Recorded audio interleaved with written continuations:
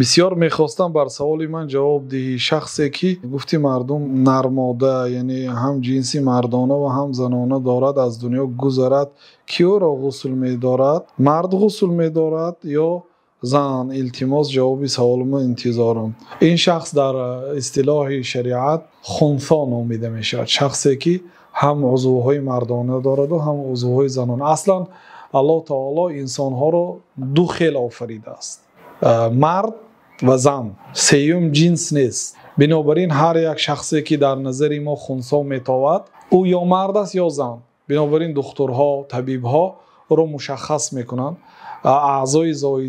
اعضایی که اضافگی هست آن را جراحی کردنش درست است، بریده پرتافتنش درست است. مثلا اول پیشاب از عضو مردانگی آمد، این مرد است. از زنانه آمد، زن است. همین خیلی قانون و قاعده های خود را دارد که به واسطه همین مرد و زن را جدا میکنه. علل خصوص در زمانه ما ترقیات علمی طب شده است و اعضاهای داخلی مرد و زن را هم میسنجند و خلاصه میبرند که مرد است یا زن.